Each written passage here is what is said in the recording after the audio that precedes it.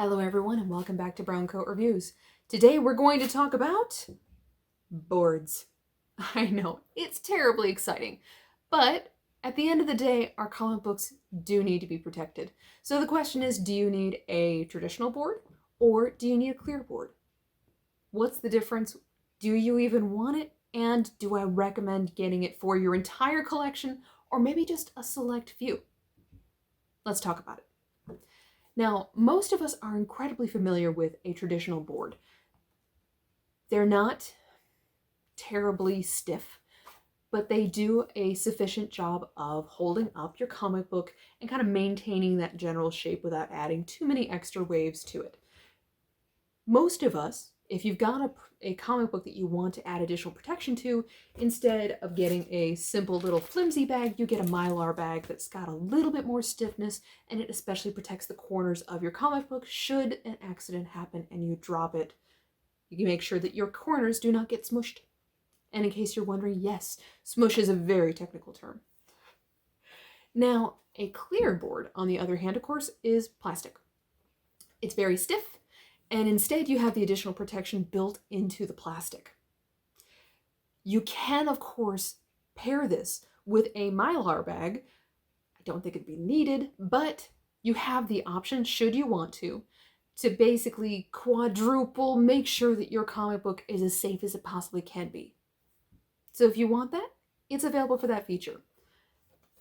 Second thing I wanted to talk about is we are all very familiar with, and anyone who has gone shopping for whether it's golden, silver, bronze age, or gosh, even comics that are 10, 20 years old at this point. Take a look at them and you'll notice that not only does the page and the artwork on the comic book start to fade, but so does the board. What happens is that the acid inside the paper on the comic book starts to bleed into the supposedly acid-free board. Acid eats away at it, and then eventually it deteriorates and your board no longer offers the same amount of protection to your paper. And that's why this will start to yellow just as much as your comic book will. I have heard some people say that it maybe increases the speed at which your paper yellows. I personally don't know that for sure. All I do know is when this is no longer completely acid-free, it's not good for your comic book. So you will hear a lot of people talk about an acid-free board, especially for your older comic books, like I said, your gold and your bronze, your silver age comics. This, on the other hand, is going to stay acid-free from the day that you buy it to the day that you get rid of it. So this should maintain its structure and its acid-free state regardless of how long you keep it. So this at least is a nice guarantee. The other thing to keep in mind is, let's say this one, you're like, you know what, it's cheaper, I'll just get these. But then, 20 years from now, you're like, hey, I'll just switch out all my boards. Not a big deal. That does mean that you've got to remove all your comics or all your boards and then slowly but carefully, delicately replace them, hoping that you never ever damage your collection.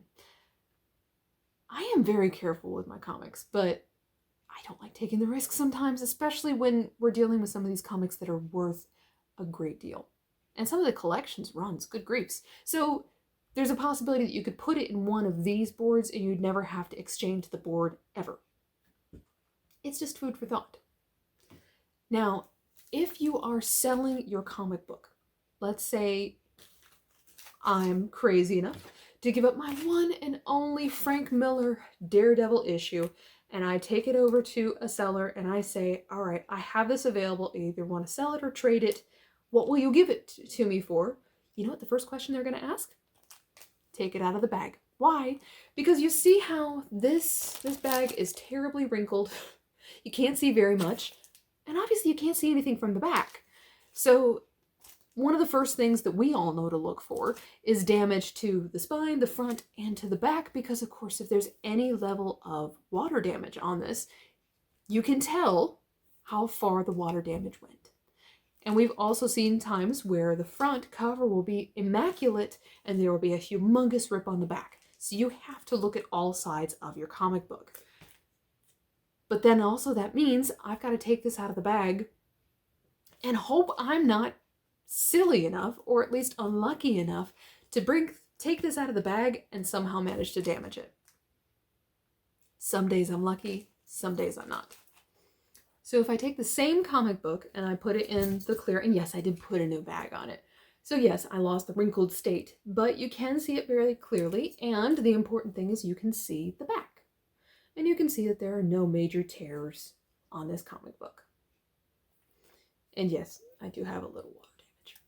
But again, a seller can immediately tell this and be able to point out, yes, we are aware of a flaw in the comic book, and you can adjust the price accordingly instead of having someone manhandling your comic book and potentially damaging it before they've even bought it from you. That's one option. My favorite reason to get these. Now, I love wraparound covers, but as you can see from Wonder Woman 770, I can't see the wraparound cover, and the only option that I personally have to see the wraparound is to either take it out of the bag and board every single time to show it off, get a poster, or I could CGC slab this thing. So let's just say you are willing to part with your comic book for 6 months and pay the CGC price to get it slabbed, then absolutely, you can have every single one of your wraparound covers slabbed, except I don't know many of us that have that kind of budget. Wraparound covers are gorgeous, but not as highly collectible as some other comic books out there. I just want to be able to see the artwork. So let's take a look. Obviously, the front has not changed, but now I can see the back. I can see all the details, and I don't have to take it out. And if I had a display shelf behind me, all I'd have to do is, every once in a while, just flip my cover art. And suddenly I have a brand new set of decorations in my office. Be gorgeous. And it's an easy way to be able to show people some of these beautiful characters without having to take it out of the bag and board and potentially damage your comic book. This is Batman 106, and I purposely put this one in backwards. So this is the plastic side on the front, and you cannot tell it's there. And this is the back.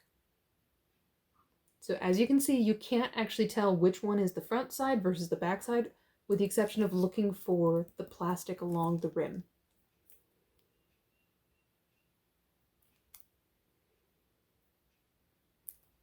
And this was a Zenescope cover that I grabbed. So they, of course, have all their good characters on one side, reaching out to the evil characters on the other side.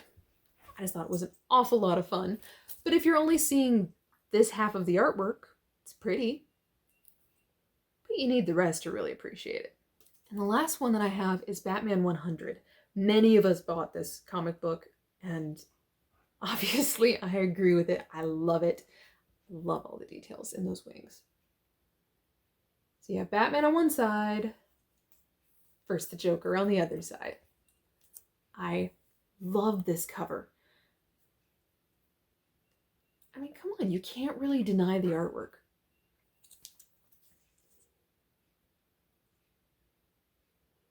But now again, I can appreciate it, and like I said, this little puppy is not going anywhere. There's barely any wiggle on the actual comic book when it is inside the bag and board with the plastic board. Pretty cool. Now, the most important question, of course, is affordability. What's the price? Now, for a traditional board, I'm not going to promise that every single LCS has the exact same price, but if you're paying more than 50 cents a piece for these, you're getting ripped off. They should be well under 50 cents. The other option for a clear board, you can pay 2 different prices. Some of your local LCSs will have them, or you can get them through the Kraken's Horde. Website's right here or down in the description box.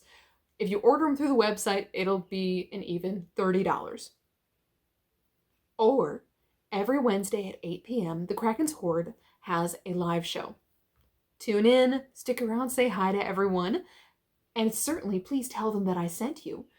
And you can get a set of 25 clear boards for $25. So for $1 a piece compared to, let's say, a simple board or your Mylar options versus getting these slabbed just to be able to see the wraparound covers, it's worth $1. Now, for me personally, I'm getting a set. Why? Because I need my wraparound covers.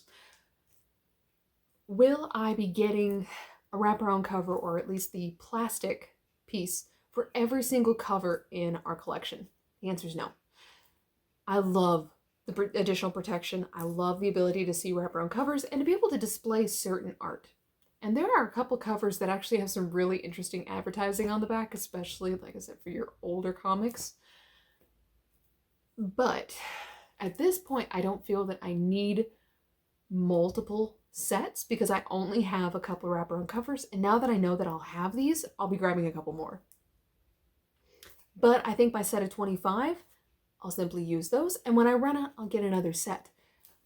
But I don't feel that I need thousands of these. I just like the flexibility that they have. And I think they're pretty interesting. So tell me down in the comments, would you purchase a clear bag and board? Would you find it useful? If you could guarantee that an item you were purchasing off eBay was in a clear bag and board, so it was going to stay in the exact same condition that it was displayed in, would you buy it instead? Talk to me down in the comments, and I look forward to seeing you all at the Kraken's Horde live show on Wednesdays at 8 p.m. because I think we all have a need for a clear bag and board in our lives. This is Laura from Brown Coat Reviews, and I look forward to seeing you all again very soon.